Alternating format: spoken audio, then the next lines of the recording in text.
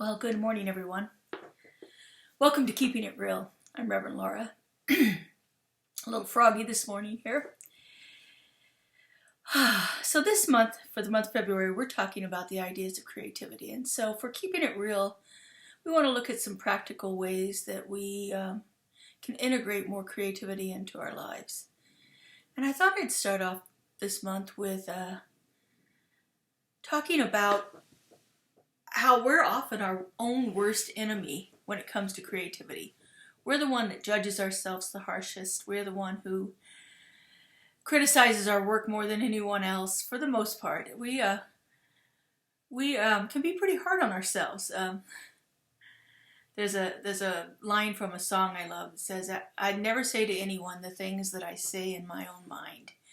You know, the things that I say about myself to myself can be some of the harshest judgment and criticism out there. And I found a way around that in my own experience of creativity. Creativity has really, truly opened up my life in the past 7 or 8 years now. Every year I like to start off with a new spiritual practice. And so in 2016 I was looking for something different to do. And I had taken a workshop on something called Zentangles.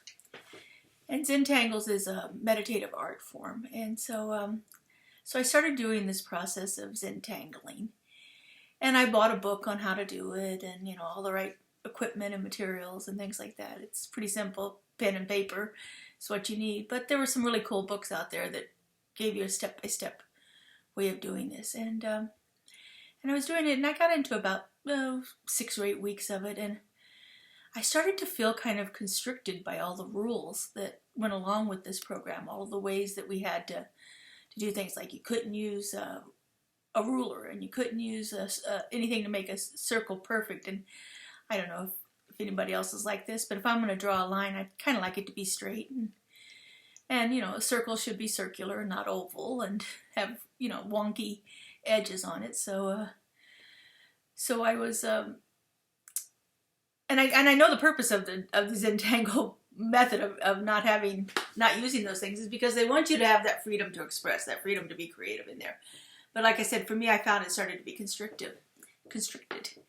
So one day I drew a shape that I just really, really liked. And but I didn't draw it with this. It was a flower shape, but I didn't draw it with a perfect circle or straight lines on it.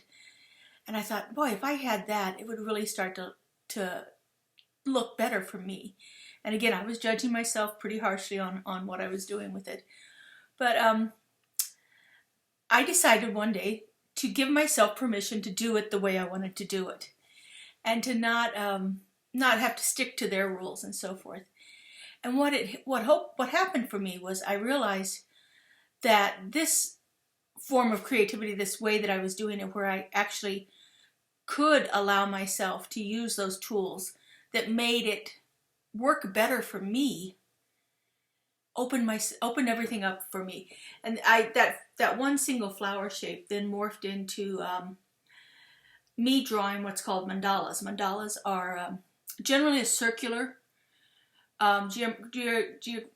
geometrical representation of some kind of an idea, a spiritual concept, a thought, a prayer, a wish, whatever you want. But it's a way of representing that idea in a circular form. And then I started drawing these mandalas, and I started drawing one every day. And I don't know, I'm probably 1,800 of them that I've drawn, a different mandala each day. I've published 4 books on it now. 3 of them are coloring books, and 1 is a how-to book.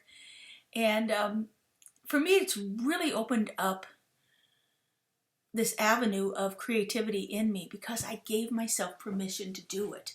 I decided to set aside the rules that had come along with it. I decided to set aside my self-criticism of it and open up to this idea of I can do what I want to do as far as my creativity goes. And to take that off and just to see what happens. And you know what? There are sometimes I draw one and it's like, it's okay. And there's sometimes I draw them and it brings me to tears. You know, it just depends on what it is. And I'm okay with however any of them show up. whether they are the ones that are what I think are absolutely perfect or the ones that could have been better. But giving myself permission to do it is so powerful. The noted author Elizabeth Gilbert wrote a book on creativity. She calls it Big Magic. And in Big Magic, she actually suggests that you write out a permission slip. You know, just like we used to do in elementary school. You had to have your permission slip to go on a field trip. So you had to write out a permission slip, allowing yourself to be creative in whatever way it shows up. Allowing yourself to do this without all of the self-criticism and the self-judgment and the doubt and everything else that goes along with that. It can really begin to open up creativity in your life. So just try something. Give yourself permission to play with it. Give yourself permission to just allow it to be what it is and not worry about what, not every piece is a masterpiece. I also do pottery and the same kind of thing. Some of my pots wound up back in the clay bag to be recycled because they just aren't working. They weren't working out. If you've ever worked on a potter's wheel and you get to that point, the wheel is spinning and the clay is moving, and all of a sudden you can just feel it, and it just goes plop right over on the side. And so, but give yourself permission to play with it. So you're going to have a lot of whops. Sometimes you'll have ones that are absolutely beautiful and spectacular, but you won't know if you don't give yourself permission to try. So I encourage you this week, whatever it is, if you're cooking a meal and you want to try something different, try a spice you've never tried before. Try a cooking technique that you've never done before. Maybe you're going to rearrange your furniture. The nice thing about all that is you can always do it over again. You don't have to keep it that way. But give yourself permission to try something different. Try. Sometimes we'll fail, sometimes we'll succeed. But your creativity and your trust in yourself is going to grow each time. Have a beautiful and fabulous week, everyone, and we'll see you here next week. Bye-bye.